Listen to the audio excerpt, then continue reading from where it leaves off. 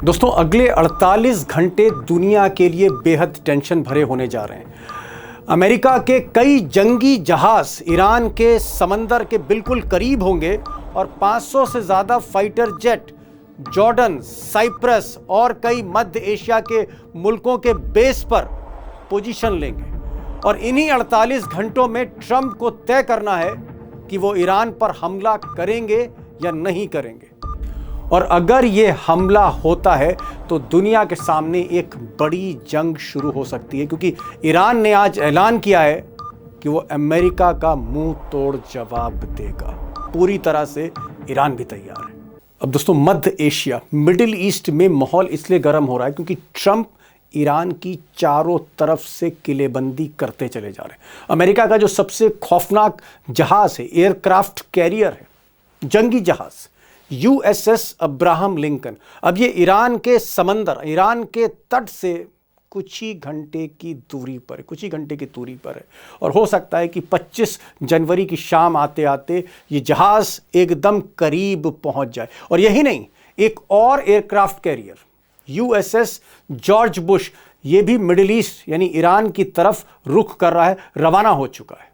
और इस बार थोड़ी सी स्ट्रैटेजी बदली है ट्रंप ने। बजाय सऊदी अरब और कतर के, उनका फोकस साइप्रस और जॉर्डन में। दोनों ही मुल्क ईरान के बहुत अच्छे दोस्त नहीं हैं, अमेरिका की गोद में बैठे हुए हैं। और जॉर्डन और साइप्रस के बेसिस पर लगातार फाइटर जेट्स अमेरिका के उतर रहे हैं। और ईरान ने आज धमकी दी है कि अगर USS अब्राहम लिंकन या कोई भी एयरक्राफ्ट कैरियर अमेरिका का अगर ईरान के तट के बहुत करीब आ जाता है तो फिर प्री एम्प्टिव स्ट्राइक हो सकती है, यानी ईरान हमला कर सकता है अपने सेल्फ डिफेंस के लिए। अब ईरान के आर्मी चीफ, सेना प्रमुख ने आज ऐलान किया है, उनका बयान जारी हुआ है कि अगर ज़रा सी भी आहट मिलती है, खतरे की आहट मिलती है, हमले की आहट मिलती है, तो ईरान ऑल आउट वॉर पर जाएगा, यानी फुल स्केल जवाब देगा अमेरिका को और इजराइल को। और उधर कल अली खामनाई, जो सर्वोच्च नेता हैं ईरान के, सुप्रीम कमांडर हैं डिफेंस के, इन्होंने कल अपने मिलिट्री एडवाइजर्स, पॉलिटिकल एडवाइजर्स के साथ जो बैठक की, उसके बाद ऐसा कहा जा रहा है, ईरान की मीडिया कह रही है कि जो मिसाइल सिस्टम है, दुनिया का सबसे मजबूत मिसाइल सिस्टम में से एक, इसको रेड अलर्ट पर कर दिया गया है। अब दोस्तों, जिस तरह से मिडिल ईस्ट में टेंशन है, फाइटर जेट्स का चारों तरफ से आसमान में मूवमेंट हो रहा है, कोई लैंड कर रहा है, कोई टेक ऑफ कर रहा है, वॉरशिप्स जो हैं वो भी धीरे धीरे ईरान की तरफ बढ़ रही हैं। एक ऐसा माहौल है जहां पर कई ऐसे मुल्क हैं और ख़ासकर यूरोपियन कंट्रीज़ हैं जिनकी ईरान से नहीं बनती, यानी ईरान के जो अगेंस्ट हैं, अमेरिका के साथ हैं, वो अपनी फ़्लाइट्स कैंसिल कर रहे हैं, उड़ानें रद्द हो रही हैं। जैसे मिसाल के तौर पर अगर आप देखें तो नीदरलैंड्स की जो एयरलाइंस है KLM ने अपनी एम्स्टर्डम से तेल अवीव जाने वाली फ़्लाइट कैंसिल कर दी है। 23 जनवरी की फ़्लाइट ही कैंसिल है, 24 जनवरी को भी कैंसिल है। KLM की एक और फ़्लाइट जो तेल अवीव से जा रही है, ये भी इसको भी कैंसिल किया गया है। अगर आप आगे देखें तो ब्रिटिश एयरवेज़ की फ़्लाइट सैटरडे की, आज की जो फ़्लाइट है लंदन से दुबई, ये भी कैंसिल हो गई, इसको भी रद्द किया गया है। ब्रिटिश एयरवेज़ की एक और फ़्लाइट जो है वो भी रद्द हुई है। अब ये लंबी लिस्ट है, लेकिन मैं कहना ये चाह रहा हूँ कि ज़्यादातर जो फ़्लाइट्स ईरान के ऊपर से या सीरिया के या इराक से या साइप्रस से, जहाँ से भी जा रही, जहाँ पर फाइटर जेट्स का मूवमेंट है, एहतियात के तौर पे, जंग के अंदेशे की वजह से उनको कैंसिल किया जा रहा है, रद्द किया जा रहा है, यानी पैसेंजर एयरलाइन ट्रैफिक पूरी तरह से डिसरप्ट हो रहा है। अब दोस्तों, इस पूरे मसले में एक ही बड़ा सवाल रह गया कि क्या इस जंग को टाला जा सकता है? क्या सऊदी अरब के सबसे पावरफुल क्राउन प्रिंस मोहम्मद बिन सलमान, जो गहरे दोस्त हैं ट्रंप के, वो आगे बढ़कर इस जंग को रोकने में कोई भूमिका निभाएंगे? क्या कतर के बादशाह हमद अल थानी, ये भी बहुत जिगरी दोस्त हैं ट्रंप के, कई बार ट्रंप से मुलाकात कर चुके हैं, क्या कतर का प्रेशर जाएगा? या फिर कुवैत, जिनका सबसे ज़्यादा निवेश है, कुवैत के बादशाह अल जबर अल सबा, क्या ये कहीं ना कहीं नमक का हक अदा करेंगे अरब के लिए, अरब वर्ल्ड के लिए, और इस जंग को रोकने के लिए प्रेशर डालेंगे? क्या ये सारे मुल्क, बल्कि और भी मुल्क, इसमें ओमान भी हो सकता है, UAE भी हो सकता है, बहरीन भी हो सकता है, क्या ये मुल्क मिलकर ट्रंप पर जो उनके आप कह सकते हैं बहुत ही जिनसे अच्छे ताल्लुकात हैं बादशाहत के, क्या ये प्रेशर डालेंगे, दबाव डालेंगे? और क्या ट्रंप इनकी बात मानेंगे, या 48 घंटे बाद ट्रंप खुद असेस करेंगे कि अमेरिका को क्या करना चाहिए, किस हद तक जाना चाहिए?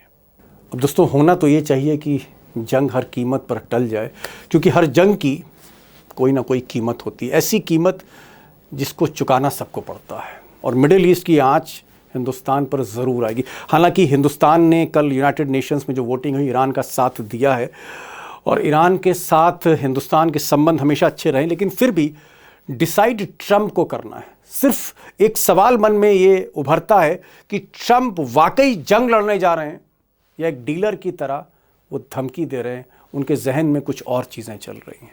मुझे लगता है काफ़ी उलझा हुआ मामला है ये, और इसलिए इसकी तह में उतरने के लिए आज मैंने फिर अमरीश मिश्रा को बुलाया। अमरीश मिश्रा ईरान के, मिडिल ईस्ट के, अमेरिका के मामलों के, विदेश मामलों के, मिलिट्री के मामलों के एक्सपर्ट हैं। सिर्फ उनकी स्टडी नहीं है, रिसर्च ही नहीं है, बार बार ईरान, इजराइल, मिडिल ईस्ट जाते रहते हैं। 20 दिन पहले वो ईरान में ही थे, मिलिट्री लीडरशिप से बात कर रहे थे। मुझे लगता है कि अमरीश मिश्रा को भी हमें सुनना चाहिए। अमरीश जी, एक चीज़ बताइए कि जिस तरह से अमेरिका घेराबंदी कर रहा है, 3 बड़े एयरक्राफ्ट कैरियर्स, जंगी जहाज सीधे ईरान के करीब पहुंच रहे हैं, 500 से ज्यादा फाइटर जेट्स, मतलब 100 फाइटर जेट्स बहुत हैं, यहाँ 500 फाइटर जेट्स साइप्रस में, उसके अलावा कतर में, फिर सऊदी अरब में, फिर एक नया बेस जॉर्डन इस्तेमाल हो रहा है। ये जो घेराबंदी है इतनी जबरदस्त, क्या वाकई आपको लग रहा है कि ये ऐसी घेराबंदी आपने भी अपने करियर में 25-30 साल में कम से कम नहीं देखी इस तरह की सिचुएशन में, और ये जंग की घंटी बजा रहे हैं, वॉर बेल बज रही है? देखिए दीपक जी, ये बात आप सही कह रहे हैं। एक्चुअली इस तरह की घेराबंदी मैंने नहीं देखी पहले। इराक वॉर का मुझे मंजर याद है, अफगानिस्तान की भी लड़ाई खैर वो दूसरी तरह की थी। इराक वॉर में भी टैंक्स और ग्राउंड फोर्सेस गई थी, लेकिन पहले एयर स्ट्राइक्स हुई थी। इराक वॉर में भी ऐसी घेराबंदी नहीं थी। ये तो सेकेंड वर्ल्ड वॉर टाइप घेराबंदी है।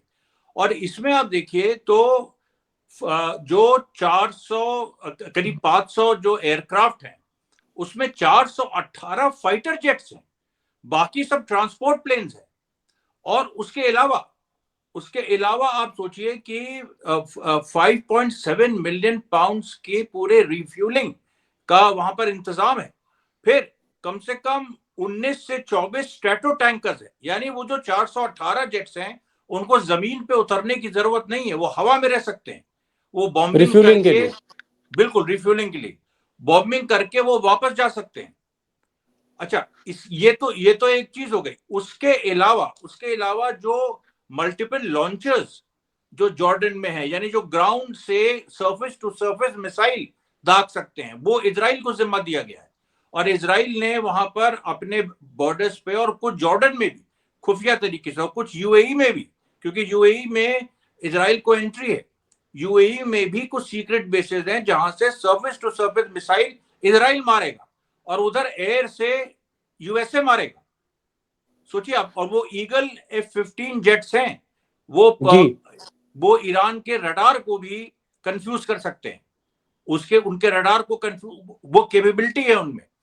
अच्छा, ये हो गया जो एयर तैयारी। अब नेवल तैयारी क्या है? नेवल तैयारी में देखिए 3 एयरक्राफ्ट कैरियर्स, 9 सबमरीन, 9 सबमरीन का। अब आप सोचिए पनडुब्बी, ईरान का कोई बड़ा जहाज तो वहां है नहीं। सबमरीन्स को क्यों तैयार रखा गया है? इसलिए तैयार रखा गया है कि अगर टॉम हॉक मिसाइल्स का इस्तेमाल करना पड़े या कुछ न्यूक्लियर वेपन का इस्तेमाल करना पड़े, सबमरीन उस लिए भी होती है। और जो इब्राहिम लिंकन जो जहाज है, जो सबसे इंपॉर्टेंट जहाज है, और उसके साथ कम से कम आप 19 से 20 डिस्ट्रॉयर्स हैं, जो सीधे जो एक तरह से हथियारों से लैस जहाज होते हैं, वो हैं जो छोटे जहाज हैं। और शायद मेरे ख्याल 70 के करीब फाइटर जेट्स उस पर भी हैं। हाँ, यूएसएस अब्राहम लिंकन, ये जो जंगी जहाज है, एयरक्राफ्ट कैरियर है, 70 के से ज्यादा फाइटर जेट्स हैं उस पे पोजीशन लिए हुए। बिल्कुल 70 तो मिनिमम है। अच्छा, अभी ये हम केवल इब्राहिम लिंकन की बात कर रहे हैं। जॉर्ज बुश की क्या कैपेसिटी है, उसके बाद अगर आइजनहावर भी आया, तीसरा आया, तो उसकी क्या कैपेसिटी होगी। वो है। और एक बहुत महत्वपूर्ण चीज है कि VLS launchers 1017 VLS launchers Ibrahim Lincoln पे हैं। वीएलएस लॉन्चर्स क्या होते हैं? डेक, वो बिलो डेक होते हैं, यानी वो उस तरह से दिखाई नहीं पड़ते। और आपने शायद फिल्मों में देखा होगा, जो शिप से एक के बाद एक मिसाइल छोड़ते हैं लगातार, वो जी। वो वो पूरा रोटेट क्या करते आपको हैं। लगता है, क्या आपको लगता है ये जो मूवमेंट हो रहा है, चलिए समंदर की तो अपनी बात हो गई, आसमान में ये जो मूवमेंट है चारों तरफ, कि इधर से कोई फाइटर जेट उधर उतर रहा है, फिर किसी बेस से फाइटर जेट उड़ के किसी और बेस पर उतर रहा है, ये जो फाइटर जेट्स का मूवमेंट है, क्या आपको लगता है इसी वजह से ज्यादातर फ्लाइट्स जो यूरोप से आ रही हैं दुबई की तरफ या मिडिल ईस्ट की तरफ, ज्यादातर फ्लाइट्स कैंसिल हो रही हैं और वहां भी बिल्कुल, घबराहट है? बिल्कुल 100%। देखिए, British Airways, Lufthansa, Air KLM. France, KLM, ये चारों जो हैं इजराइल से इन्होंने अपनी फ्लाइट्स कैंसिल कर दी हैं। इजराइल अच्छा, इजराइल मतलब ईरान का एयर स्पेस तो ईरान के अधिकार में है कि वो जिस तरह से अपना एयर स्पेस यूज जी। करे, क्लोज करे, ओपन करे। अभी उसके बारे में कुछ दिन पहले क्लोज था, अभी क्या लेटेस्ट स्थिति है वो अभी नहीं पता। लेकिन इजराइल का तो एयर स्पेस खुला है ना, वहां से प्लेन वापस जा रहे हैं, और वो भी यूरोपियन कंट्रीज के प्लेन। मेरे तो ख्याल इसका ये वो देश हैं जिन्होंने ईरान को अपोज किया है, जो ईरान में कार्रवाई चाहते हैं, जैसे ब्रिटेन हो गया, जर्मनी हो गया, नीदरलैंड हो गया, वही जहाज मेरे ख्याल उन्होंने फ्लाइट्स अपनी कैंसिल करी है। बिल्कुल। और ये पूरे यूरोपियन देश, चाहे इनका अमेरिका से झगड़ा चल रहा है, आप जानते हैं, ग्रीनलैंड के इशू पे, बहुत सारे और इश्यूज पे भी, यूक्रेन के सवाल पे, लेकिन ईरान के मुद्दे पे सब एक हैं, क्योंकि ईरान को गिराना सब चाहते हैं। ये देखिए इंडिकेशन है कि ये जो यूरोपियन कंट्रीज हैं, they are hand in league जी। With the US on the issue of Iran. ठीक है, ठीक है अमरीश जी, आपने कहा कि बहुत ज़बरदस्त घेराबंदी है समंदर में, आसमान में, फाइटर जेट्स की, वॉरशिप्स की, पनडुब्बियां भी हैं, एयरक्राफ्ट कैरियर भी हैं, मतलब एक जैसे कोई तीसरा विश्व युद्ध होने जा रहा, उस तरह की तैयारी ट्रंप ने की है। लेकिन आज जो सबसे बड़ी हेडलाइन है इस वक्त, जो सबसे बड़ी खबर है, वो ईरान के आर्मी चीफ ने कहा है कि अगर ये जो जहाज़ी बेड़ा, ये जो जंगी जहाज़ है यूएसएस अब्राहम लिंकन, अगर ये ईरान की तरफ आता है और नजरें दिखाता या हमारी तरफ जरा सी हमें आहट भी लगती है, तो हम इस जहाज को, इस सबसे खौफनाक जहाज को दुनिया के, हम एक मिसाइल में गिरा भी सकते हैं। ये देखिए, इस ये तो खबर में कितना दम है? इस खबर में दम इसलिए है, इसमें दो कारण है। देखिए, एक तो ईरान के पास जो अपनी मिसाइल्स हैं, जिनकी 15,000 किलोमीटर पर आवर की रेंज है। हम कह रहे हैं 15,000 की जरूरत भी नहीं है, 5,000 किलोमीटर पर आवर की रेंज है, और उसके साथ हदीद 110 जो केवल 500 किलोमीटर की रेंज का है, लेकिन इतना घातक है, और वो एक साथ 10 छोड़ते हैं। तो वो अगर इब्राहिम लिंकन पे आ गया, तो इब्राहिम लिंकन उसको मतलब झेल नहीं उसको पाएगा। डिसआर्म नहीं कर पाएगा। वो जो एक जो होता है, जैम नहीं कर जी। पाएगा। जैम नहीं कर पाएगा इसलिए क्योंकि जीपीएस ईरान इनका नहीं यूज करता है, जीपीएस वो चाइना का यूज करता है। तो इसलिए उसको ईरान। जैम करना इम्पॉसिबल है हदीद 110 को। तो हदीद 110 से ये मार कर सकते हैं, ये फतेह से कर सकते हैं, खुर्रम शहर से कर सकते हैं। और सबसे बड़ी बात दीपक जी, जो जारगोज माउंटेन्स है, जो जारगोज पहाड़ियां हैं ईरान की, उनपे उनकी मिसाइल्स लदी हैं। आपको याद होगा, कारगिल युद्ध था जिसमें हमारी तोपें नीचे थी, लेकिन पाकिस्तानी घुसपैठिए वो क्लिफ पे बैठे थे। अब आप सोचिए, अगर वो तोपें बोफोर्स की वो क्लिफ पे होती तो क्या होता। उसी तरीके से जारगोज माउंटेन पे ऊपर मिसाइल लगी है, वो सीधे देख रहे हैं इब्राहिम लिंकन को और भी ये सारी वॉरशिप्स को। और मुझे बड़ा ताज्जुब है कि अमेरिका इतना सब एडवांस टेक्नोलॉजी पढ़े सब कुछ, लेकिन वो ये नहीं देख पा रहा है कि वो सीधे सिटिंग डक है, वो सीधे लाइन ऑफ फायर में है। क्या आपको लगता है कि 25 तारीख के आसपास जब यूएसएस अब्राहम लिंकन, ये जो जंगी जहाज है, पर्शियन गल्फ में होगा, अरेबियन सी से होता हुआ ये ईरान के पास पहुंचेगा, उसके बाद शायद इस तरह की खबरें आ रही हैं अमेरिकन मीडिया से कि ट्रंप एक फाइनल मीटिंग, असेसमेंट मीटिंग करेंगे अपने आर्मी ऑफिशियल्स के साथ। क्या 25 तारीख के बाद, 26 तारीख के बाद आपको लगता है कि कोई डिसीजन ट्रंप लेंगे? कि स्ट्राइक करनी है नहीं करनी है, या फिर कोई टर्म्स एंड कंडीशन लाएंगे, कोई तोल मोल होगा, क्योंकि वैसे भी वो डीलर है, तो कोई डील करेंगे कुछ मतलब एकदम से जंग तो स्टार्ट हो नहीं सकती, कोई ना कोई डील तो करनी पड़ेगी, कुछ तो बोलना पड़ेगा कि भाई या तो ये जो 5,000 6,000 लोग मर गए इसके जिम्मेदार खामनाई हैं और खामनाई गद्दी छोड़ें, कोई बहाना तो चाहिए आपको जस्टिफाई करने के लिए दुनिया की नजरों में कि आप हमला क्यों कर रहे हैं। क्या आपको लगता है 26 तारीख के बाद कोई नया पैतरा ट्रंप लेंगे? बिल्कुल, देखिए नया पैतरा ऑलरेडी उनका तैयार हो रहा है, वो ये है, अब वो कह रहे हैं कि 25 से 50,000 लोग मारे गए। ये ओह, कौन कह रहा है? ये रजा पहलवी का जो चैनल है ईरान इंटरनेशनल, जो टेलीग्राम चैनल है, वो कह रहा है। अब उसी की बात ये दोहरा सकते हैं, अब हो सकता है 15 कहें, हो सकता है 20 कहें, लेकिन बढ़ा चढ़ा की, क्योंकि ईरान ने कहा है कि कुल 3,117 मौतें हुई हैं, जिनमें 2,427 इनोसेंट सिविलियंस की है। ठीक है, ये ईरान के आंकड़े हैं। अभी तक वेस्ट ने कोई ऑफिशियल आंकड़ा अपना नहीं दिया है। यूएनएचआरसी में, ह्यूमन राइट्स काउंसिल में मीटिंग भी हुई, सब हुआ, ईरान को कंडेम भी किया, लेकिन लेकिन उन्होंने कोई इंडिया आंकड़ा इंडिया जारी साथ नहीं गया, किया। इंडिया तो साथ गया, इंडिया तो ईरान के साथ गया है।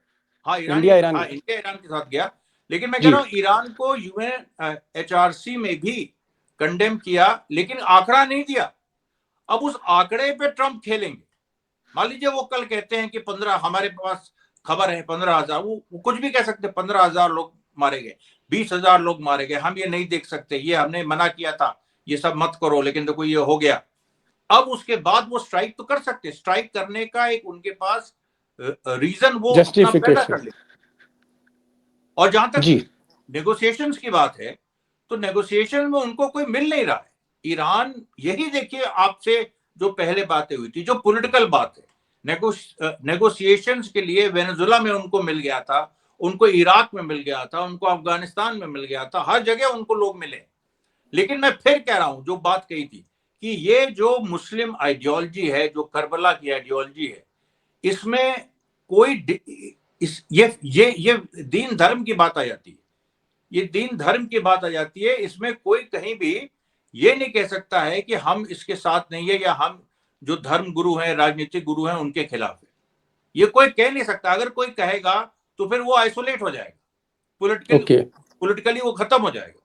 मतलब आप कह रहे हैं कि ईरान ऐसा कंट्री फुल फ्लेजेड वॉर लड़ेगा जहां पर सिर्फ 15 लाख या 10 लाख की पैरामिलिट्री मिलिट्री नहीं होगी, बल्कि 1-1.5 करोड़ यूथ इस युद्ध में आएगा, शामिल होगा, ये कहना बिल्कुल, चाह रहे हैं अगर जरूरत, देखिए 1-1.5 करोड़ यूथ तो जमीनी अगर संघर्ष हुआ, देखिए अभी ये क्या मोड़ लेती है, वो देखना है। अभी तो एयर वॉरफेयर होगी, उसमें अमेरिका देखेगा कि हम झुका पाए कि नहीं, उसमें नहीं झुका पाएगा तो या तो अमेरिका पीछे हट जाएगा, जैसे यमन में पीछे हटा, और या तो फिर ग्राउंड इन्वेजन करेगा।